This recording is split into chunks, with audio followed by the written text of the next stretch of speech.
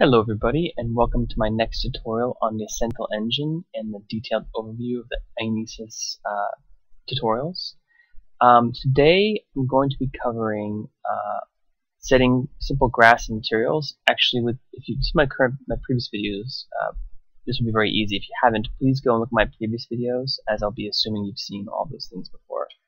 But adding simple grass and materials, how to save, and also how to implement water into your editor. The water is actually a very big change, and it took me a while to get done, but I think it'll help everyone as a learning experience. So let's hop right into it. Before we can understand the water, I want to show you basically what we'll be doing. So taking the editor here, I want to be able to simply create like a lake like this, normal way in Esenthel. Go into water, in lake, and then you can basically place the vertices around where you want a lake. Pretty straightforward, pretty easy actually. Adding sorry about that. Adding a river is just as easy as well. So you just pick your spot and you say where you want the river to go. So pretty easy things to do in the editor. But in order to bring them into Ineisis, there's quite a bit of work that needs to be done. So I'll be covering that today. So let's begin with the easiest parts first. The grass and the materials is pretty straightforward if you've seen my other tutorials. So I'm going to open my Load Custom World class, which I've been building in these tutorials. And these are all from before. So I've added this code, which actually Esenthel member Fex helped me write some of this code. So thank you, Fex, on this. Grass in Esenthel, in Ineisis, is controlled by a couple of things. So you have your grass list class, which is basically just a collection of the different types of grass you have. There's 10 loaded by default, and if you go to your resources folders, you'll see that under objects, grasses, you have all the different types of grasses showing up right here. So it points to each of those UIDs and puts a probability on them. You can change these whenever you want, you can mess with them, but this is how the probabilities currently work out. So the grass list class is just a simple instance and a function for being able to add grass to it and get a random grass based on these probabilities, and that will return an object pointer UID.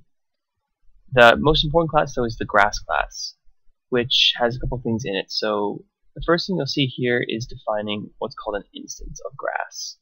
So because grass is so small and doesn't have any data to really compress to store in it, the way Esenthel works is actually really innovative. There's only ever about 9 instances of grass, and then as far as type goes, and instance basically says how many of each of the types there are. So you have the collection of grass, and then for each one of that instance, you just have a collection of all of those.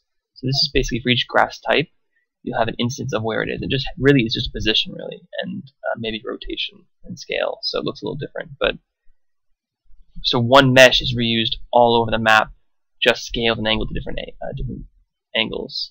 The type has a collection of the instances and an object pointer to the grass list objects, one of these ones, and then just helper classes to save, load, compress, decompress, get type. Whether when you add a piece of grass, you don't want to add it to a square that already has grass. So is grass already existing? What's the nearest piece of grass? So you can space it out. If you want to have grass very spaced out, you can have a higher circle. If you want to have lots of grass really tight in a grassy area, you can make it smaller. But this helps you find out what the closest one is. Adding the grass to the instances collection, and that's really it. I mean, it's actually very simple, and because it's implemented in this way, it's got a very low memory footprint because you're just basically managing 9 different meshes and where they are on the map, and then rendering them all together in one go. So let's see how I use this to add grass without much change at all. So the first thing to understand is that in your area, the Esenthel area class, you have access to all the grass in this foliage object. Just to be clear, this is for 2.0 only. 1.0 is slightly different. For 2.0, foliage objects contains all of your grass. So I leveraged this in order to load the grass from the world I created in the editor to the world of Ineisis. So essentially, it's the same as the other things, the trees and items. I found the collection of grass, and because grass is actually broken into instances, you have to do a second loop as well.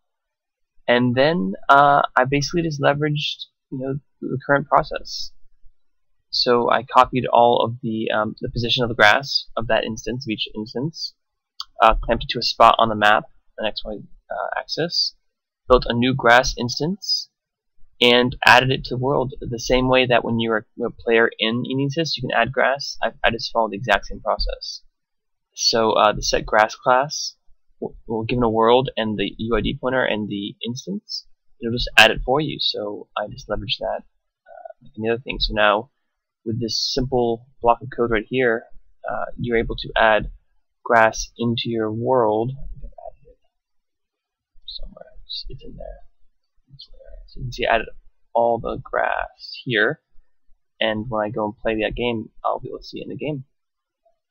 You have a couple options too. If you, in the current block of code I have, I just choose a random type and a random size.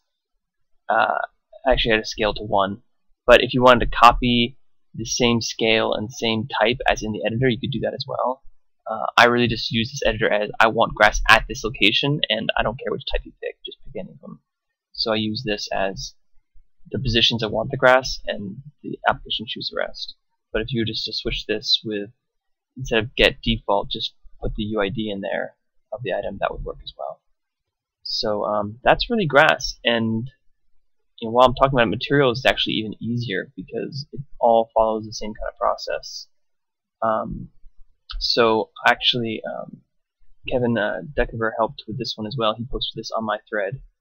So it's really just 2 lines while you're editing through the height map.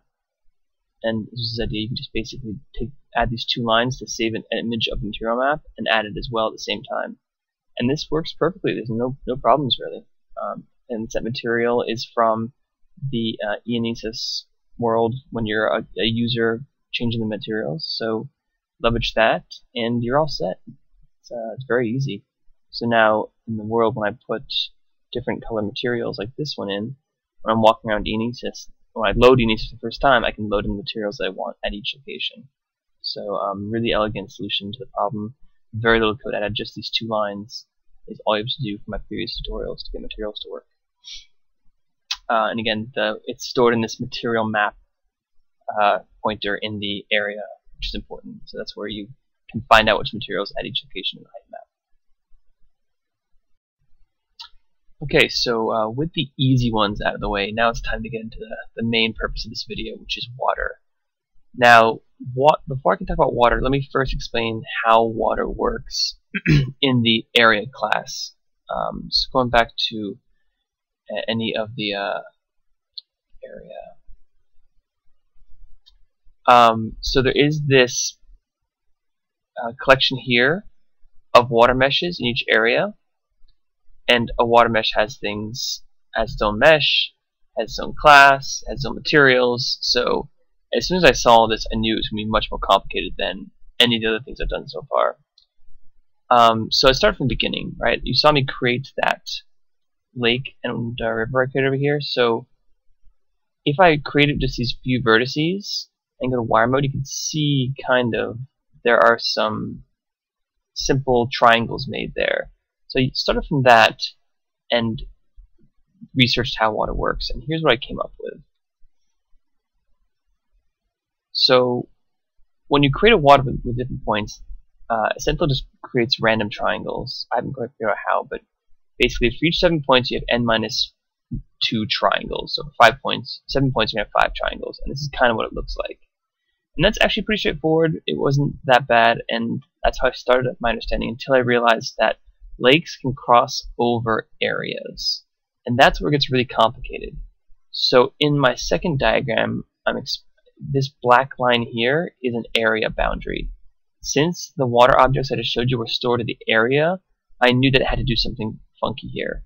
And what actually happens is, along this area divide, it adds at least 3 points to the collection of vertices, which I'll go over in just 1 second.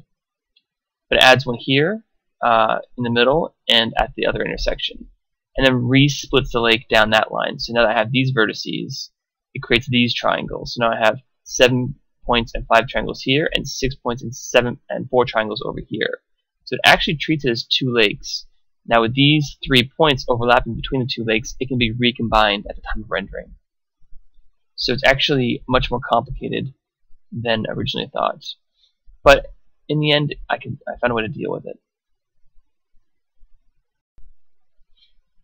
And before I move on, just to say, rivers are very similar to this as well. Whereas lakes always form triangles, rivers sometimes form quads. That's really the only difference, but we'll go over that in 1 second. But essentially the same kind of idea where each of the points you put in the editor, when you build something like this, these are all vertices. And if you split it down the middle from an area boundary like this one you can see here, sometimes you're going to get extra vertices created as well. But let's see how Ineisis or Esenthel stores water currently. So for each area, you have a memc of all the water bodies in that area. And then you have a water mesh class, which basically is a wrapper for the mesh of the water. So what this reflection looks like essentially, and this pointer from the game editor. You have a depth, so how deep is it? Is it a lake or a river? Is a boolean. A function for telling you if you're under the water, which is helpful for things like adjusting the camera if you want to change go to swimming mode when you're in water. A pointer to the actual material, and then a mesh, which is just a simple mesh base, which is something that all meshes in Esenthel are based on. Mesh base is a great class available to the engine that basically helps you organize all of your vertices, tris, quads, and a lot of other things. So if you haven't looked at the mesh base class yet, it's really worth studying because there's a lot there. As far as water goes, so far the only things I've seen that matter are vertices, triangles, and quads. As I just mentioned, both lakes and rivers have vertices. Both lakes and rivers have triangles. However, I have never found a lake that has a quad. It may at some point, but I haven't made one yet that's made any quads. Rivers, however, seem to create quads quite a bit. I don't exactly know why that is, but I'm sure there's a reason for it. That's really all it does from a normal vanilla Esenthel program. However, of course, with Ineisis, you have to do a lot more work to save a client version, and then to load when the player comes in, load the server version of water into an actual Esenthel water object, which is what we're going to go over in this tutorial. And quickly on the client side, as I mentioned, when a client first logs in, the load area data function is called. It's going to check each area if there's any water. If there is, it's going to decompress the water object from the file. Clear existing water objects is important because I haven't really talked about just managing objects sent from the server to the client. So I just clear them all out first and load them from scratch, again, just for the current method of the implementation. I build the mesh base first from the vertices, tris, and quads, set the mesh normals, and then I add the water to the area. And other than that, in the game update function, I need to add one line of code to actually update the water so you can see that kind of rippling effect that you get here when you're looking at the material. It's kind of rippling a bit. That you need to add into the update loop. So let's jump straight into code. As I mentioned, in our shared section here, I've first added a water object, which is really basic. As I mentioned, it just stores the things I need. A pointer to the material, is it a lake, a collection of meshes, tris, and quads, vertices, tris, and quads, I called it mesh, and a flat depth. When I create a new one, pass those things and create them. Very simple. I'm sure I can do more of this later. I will. This is just the base class. And kind of going on how things like ground objects and the objects collection worked in Ineisis, I followed the same kind of logic where I created the basic water object and then a collection of all those water objects into a helper class. So this waters class simply has a collection of water objects, and the ability to add a new water object, and as mentioned, a very loosely defined decompress class and compress class. I need to add save and load and all kinds of other things down the road, but right now, this is enough to get you functioning. So let's hop through this one line at a time so you understand what I did here. So there's really nothing fancy here. I guess in the compress, when a client requests a water object, I compress it. So first I do how many lakes are in the area and push that in first. Then I take the depth and push that in, and then Boolean, is it a lake? And then I say how many how many vertices are there as the count, and then push them in. How many tries are there, push them in. How many quads are there, push them in. And then the ID of material of lake. And then I just do the opposite for loading.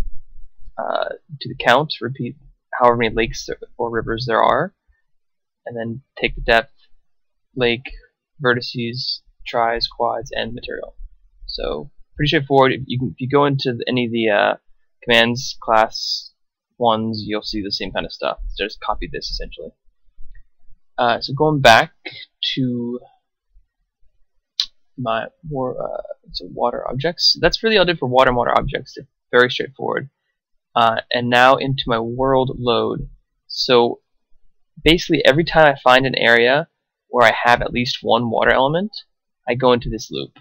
So for each water element, I create a new water object instance. I create a place to save my vertices, tries, and quads. And then I go iterate through them and process them all. So for all my vertices, I save them to vertices, tries, quads. And then I use that new water.create function that I created here in water object that just stores them all into water object. And then into my waters function, I do add it to the memc, and that's it. So now I've got, at the end of this loop, I will have loaded all of my editor world water bodies into this waters collection, and now I'm ready for clients to start asking for it.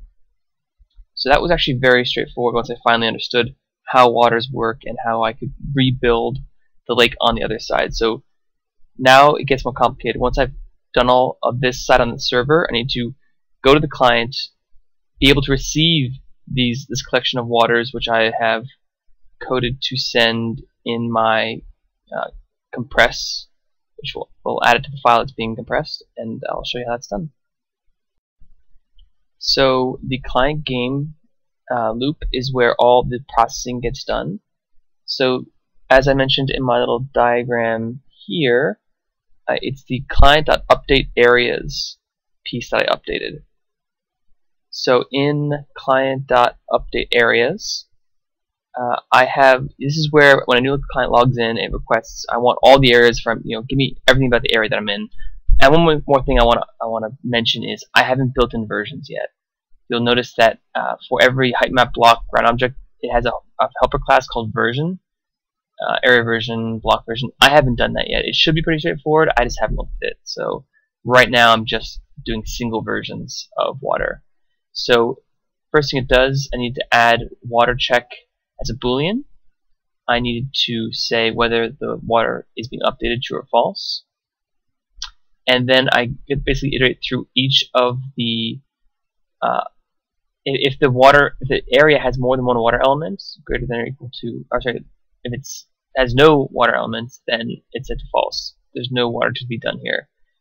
If it's a true, what it's going to do is go into this server.compress in the area, in the server area file, and it's going to check this. I have to update this new area change water flag, which I put into hex 40, which is a 1 byte string. There's one more byte in the string, I mean. And I say set it to 1, and I call the water.compress, which we talked about earlier. So all of this already exists. I just added waters to the check because it's not an object, it's not a ground object, it's a brand new thing I'm creating. So I had to add it to the compression routine. Once it gets out of this function here will take care of sending the data to the client that's asking for it. So I didn't have to add much. I just had to add water to the already existing framework. And now that I'm sending it to the client, I need to update the client to accept this extra piece of information I'm going to be sending along with the height map, blocks, objects, ground objects, and grass. And that's what I did next. So let's go hop over to the client. So if we go over to the client, now again, I don't have to rewrite the water objects or waters because they're shared files. So the client inherits these as well, which is fantastic. It makes it a lot easier. So I basically pick up where I left off before. So I was passing it from the server to client with the client game object, the client game loop. Now I'm going to accept it in the client game loop, the client side. So if I find the load area data, it will look very similar. So this is basically where the client accepts a whole piece of area data and loads it into the client and displays it. So all I had to really do was add the check for the water flag to see whether it needs to be updated or not, and then call the decompress function we talked about earlier, which will take all the information from the file and save it into a water object. And that's it. And because I don't have any changed, because I don't have any versions, I need to create a set of functions to take that water object and turn it into an Esenthel water thing that can be rendered on the screen. So to do that, I have just a few lines of code here. As I mentioned before, I'm just going to clear out all the current water objects from the world, start from scratch. So for each water body in the area, first thing I'm going to do is start with a mesh base. And if you don't understand mesh bases, they're worth looking into, as I mentioned. They're very, very easy. But all for lakes I care about is that it has a collection of vertices, tries, and quads. And very quickly, the vertices are simply the XYZ positions in a 3-element vector. The tries are a collection of indices of the vertices. So if you have 5 vertices and your first triangle is vertice 1, 2, and 3, a triangle will be defined as integer 1, 2, and 3, or 1, 2, and 5 if it's vertice number 1, 2, and 5. So this points to actually the vertices. Same with the quads. It's a 4-element integer that points to the indexes of the vertices that the quad is. So that's how you store this information into a mesh base. So I create my mesh base object. I repeat through the vertices. I repeat through the tries, and I repeat through the quads, and I save them into the mesh base using this add vertex, add try, add quad function that the mesh base class has. Very handy. I add the boolean. I add this I'm unsure about. I'll probably change this, but if you go into your world editor and click on your lake, you will notice that it has this extra texture scale piece. And if you don't set that, it looks really funny. So I've just added that. That if it's a lake, if it's not a lake, if it's a river, add the texture scale. So I haven't figured that out yet, but I put it in there anyway. This is important too. So once you've created this mesh out of tries, quads, and vertices, you're going to want to set the normals. So I set the normals afterwards, and then you have a fully functioning mesh base. With that, the waters class in this general Esenthel engine area has a you can add a new because it's memc, and then you call the create class, which is in the water mesh class, and it accepts a mesh base, which we have, a boolean for lake river, which we have, a depth, which we also have, and material. So you can see why I chose those things to save, because the create class needs those 4 objects, which I have now provided to it. So once I do that, I now have a fully functioning lake, and I can loop through all of them. And that's really the end of the life cycle. That's the last thing you have to do. Oh, I mentioned one more thing in the update class. You need to add this line, water.update, and the velocity. So this is how fast you want the lake surface to move. I found 0.02, 0.01 works well for me. You can do whatever you want. This just works well for me. But don't forget to add this into your update loop.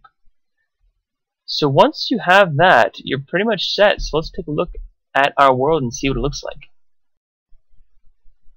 So I've already got my server running, so if I just go ahead and F5 my client, should let me log in and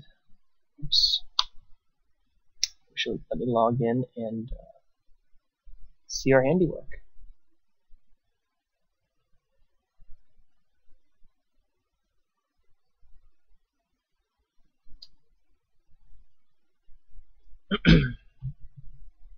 So immediately you see my grass here, and you see my material here. From my previous tutorials, you see my trees are still growing, my barrel should still be jumping. Also, if you haven't seen the tutorial on the AIs, you should check that out. You can see I have my AIs moving around here at different sizes and scales, so they're pretty cool. But I'm really curious about, yes, there is my lake, and it is pretty. I didn't put it low enough, but and I have no depth to it either, which is embarrassing. But you can see it kind of eventually goes to depth there. So depth 3, I want way more than that next time. And cool, I have that lake there, and I have my river, and he's sitting right there as well. So that's pretty cool too. So everything looks pretty good. I am very happy with it, and now I can build multiple lakes and rivers and see how they go. My next tutorial hopefully will be on how, as a player, I can start adding these to the world. But right now, I'm pretty satisfied. So please feel free to ask me questions on the forums. My username is Osmodian, and I look forward to speaking to you soon. Thanks.